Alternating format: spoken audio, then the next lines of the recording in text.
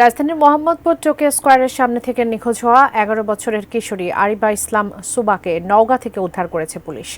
মঙ্গলবার বিকেলে পুলিশ তাকে উদ্ধারের তথ্য জানান। পুলিশের বক্তব্য, অপহরণ নয়, সুবা তার পূর্ব পরিচিত বন্ধু মমিন হোসেনের সাথে স্বেচ্ছায় নওগাঁ গিয়েছে।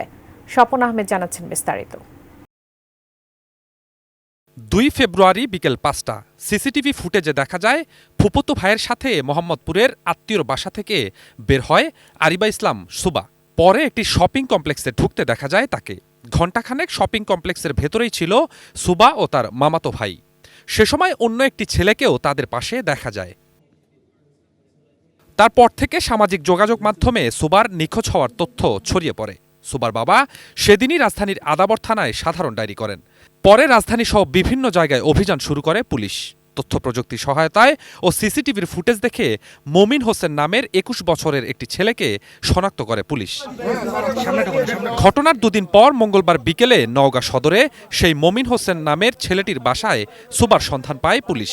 সেখান থেকে পুলিশের কাছে একটি ভিডিও বার্তাও পাঠায় সুবা। সানবিট সব দিবে সামাল। সানবিট ম্যাজিক প্রেস ডিশওয়াশিং এর মাথা ঘোরানো সলিউশন। তুমি বাবার কাছে যাবে না? বাবার কাছে যাবে না? বলো যাবো।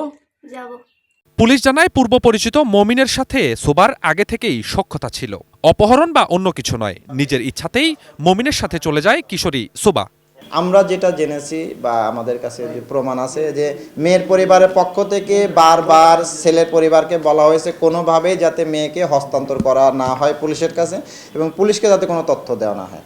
আপনাদের সন্তানরা কোথায় যাচ্ছে, কিভাবে যাচ্ছে, কি করতেছে, আপনারা এটা সব সময় সর্বদা খোঁজ রাখুন। আর যদি কোনো সমস্যা মনে হয় সাথে সাথে দেরি না করে পুলিশকে জানান। পরে মঙ্গলবার সন্ধ্যায় সুবা ও মমিন হোসেন দুজনকেই হেফাজতে নেয় পুলিশ। আসলে নিজ ইচ্ছাই এখানে। স্বপন আহমেদ, এটি নিউজ, ঢাকা।